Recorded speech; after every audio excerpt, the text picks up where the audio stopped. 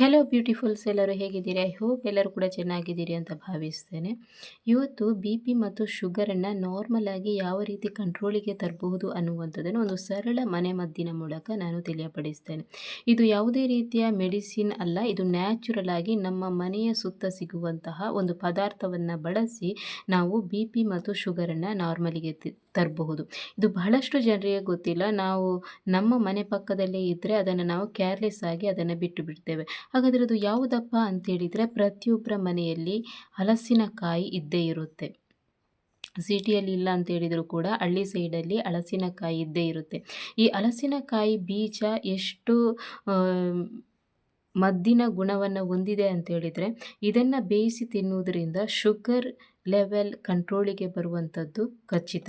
ಹಾಗಾದರೆ ಈ ಹಲಸಿನಕಾಯಿ ಬೀಜ ಯಾವ ರೀತಿ ಇದೆ ಅನ್ನುವಂಥದ್ದನ್ನು ನೋಡಿಕೊಂಡು ಬರುವ, ಮತ್ತು ಅದನ್ನು ಯಾವ ರೀತಿ ಮಾಡುವಂಥದ್ದು ಅನ್ನುವಂಥದ್ದನ್ನು ಕೂಡ ನಿಮಗೆ ಇವತ್ತಿನ ವಿಡಿಯೋದಲ್ಲಿ ತಿಳಿಯಪಡಿಸ್ತೇನೆ. ಹಾಗಾದರೆ ಬನ್ನಿ, ನಾವು ಯಾವ ರೀತಿ ಅದನ್ನು ಮಾಡುವಂಥದ್ದು, ಹಲಸಿನಕಾಯಿ ಬೀಜ ಯಾವ ರೀತಿ ಇದೆ ಅನ್ನುವಂಥದ್ದನ್ನು ನೋಡಿಕೊಂಡು ಬರುವ.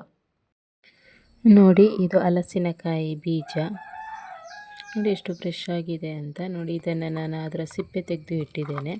ನೀವು ಅದರ ಸಿಪ್ಪೆ ಸಮೇತ ತಿನ್ನಬೇಕು. ಸಿಪ್ಪೆಯನ್ನು ಮತ್ತೆ ನೀವು ತೆಗಿಬೇಡಿ. ನೋಡಿ, ಈ ರೀತಿ ಸಿಪ್ಪೆ ತೆಗೆದು ಇಷ್ಟು ತೆಗೆದ್ರೆ ಸಾಕು.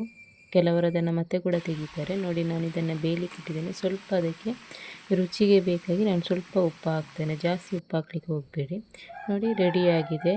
ನೋಡಿ, ಅದರ ಮೇಲೆ ಇರುವಂತಹ ಕೆಂಪು ಸಿಪ್ಪೆಯನ್ನು ತೆಗಿಲಿಕ್ಕೆ ಹೋಗಬೇಡಿ. ಸಿಪ್ಪೆಯಲ್ಲೇ ಇರುವಂಥದ್ದು ಮದ್ದಿನ ಗುಣ. ಇದನ್ನು ನೀವು ತಿಂತಾ ಬನ್ನಿ, ನಿಮ್ಮ ಬಿ ಪಿ ಮತ್ತು ಶುಗರ್ ಕಂಟ್ರೋಲಿಗೆ ಬರುತ್ತೆ. Thank you for